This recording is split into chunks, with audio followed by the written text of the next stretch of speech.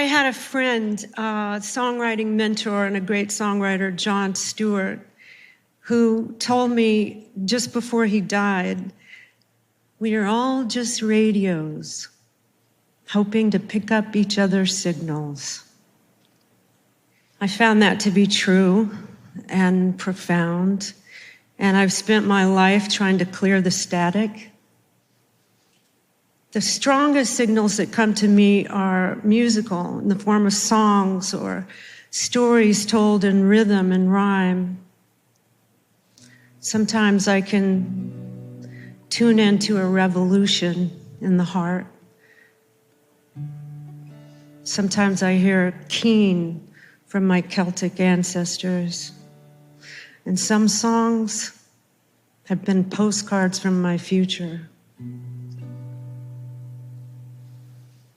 In my family, there was a song for every loss, every celebration, every unspoken need, every longing. But there was also so much chaos that often I was the only one who recognized what was being communicated. My grandmother, Carrie Cash, moved with my grandfather and their 5 children into a New Deal era colony created by FDR for poor families in the sunken lands of the Arkansas Delta in 1935. So they moved into this freshly painted cottage, and she gave birth to 2 more babies there, with the assistance only of a doctor who came by in a horse and buggy and pulled 2 loose aspirin from his pocket to give to her. The same pocket in which he kept his fishing worms. That's true. I read once that every time an old woman dies, a library disappears. And before her library disappeared, I tuned into my grandmother's signals and gleaned her tenacity, which I borrowed, and her long suffering and her life of constant work with 7 children, 6 of whom made it to adulthood, in a house without electricity, in the sweltering cotton fields. And I wrote these words about her. 5 cans of paint in the empty fields, and the dust reveals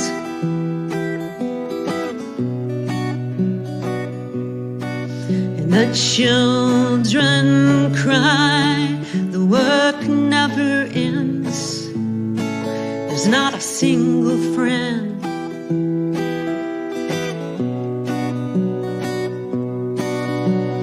Who will hold her hand in the sunken lands?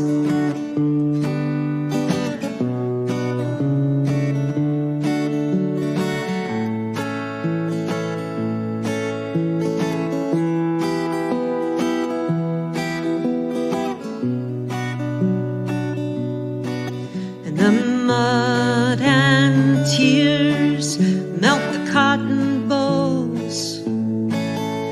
It's a heavy toll. Oh,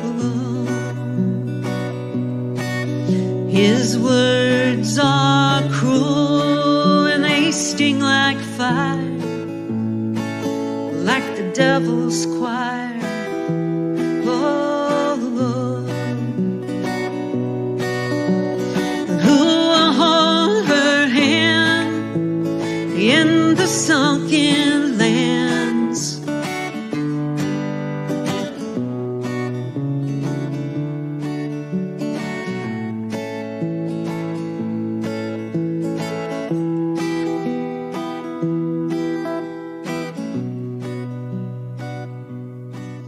The river rises and she sails away.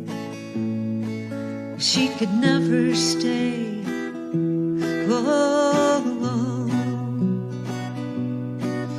Her work is done in the sunken lands. There's 5 empty cans.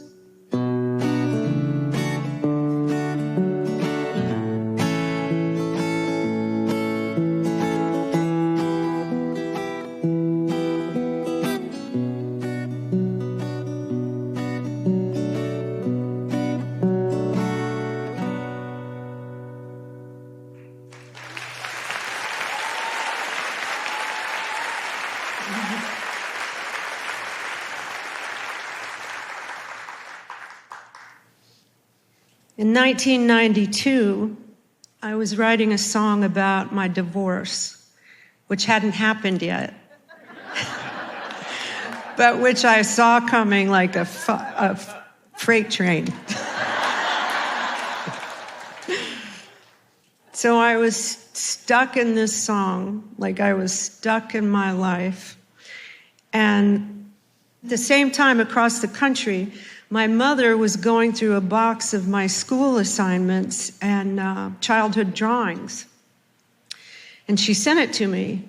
So I started going through this box, and I came across this yellowed paper, this school assignment I had done in the 7th grade in Catholic school on metaphors and similes. Now, I vividly remember the pleasure I took in that assignment because it was literally the only thing the nuns had ever given me to do that I enjoyed.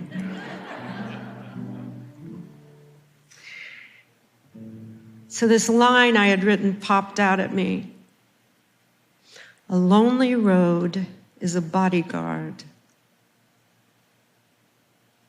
What did it mean? I had even pasted a picture of this empty road next to the line. It was a metaphor. It wasn't a lonely road is like a bodyguard, a simile. It was the much more poetic, a lonely road is a bodyguard. As painful as that was then, and as it still can be painful now, I knew what she was telling me, that solitude can protect the seeds of creativity, and that loneliness contains a priceless gift. If we can tolerate the initial discomfort and avoid the seduction of despair. So my 12-year-old waved at me across the decades, saying that who I was who I would become. And I waved back, and I dropped her line right in the song I was writing. I'll send the angels to watch over you tonight, and you send them right back to me. A lonely road is a bodyguard, if we really want it to be. We're all just radios, hoping to pick up each other's signals. And some of those signals have a backbeat and a melody, and they're universal. And music can unlock a frozen memory that melts into the seeds of our creativity. And the reverse is also true. A memory can unlock a song that's waiting to be written.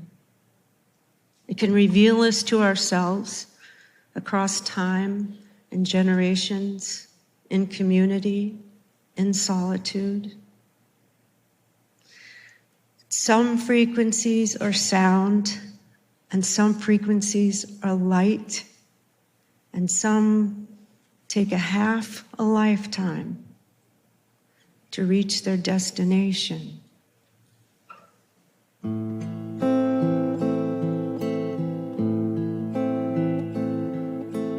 Light is particle and wave.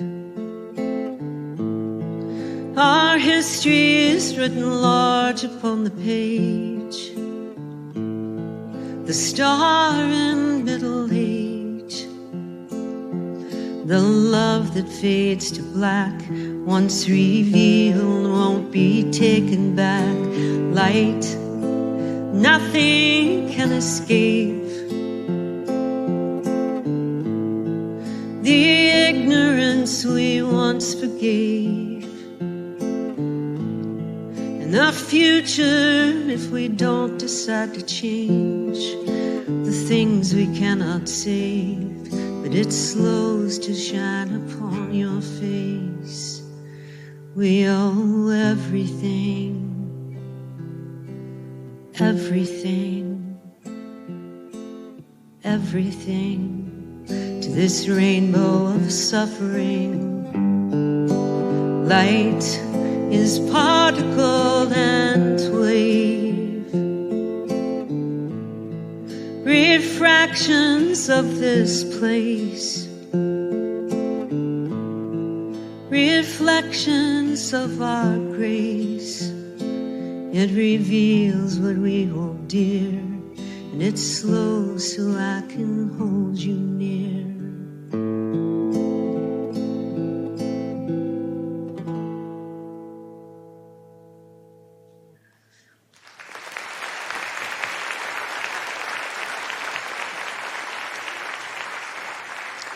There's one thing I know for certain, that we clear the static by being vulnerable and by telling the truth. And here we are, doing just that. Thank you.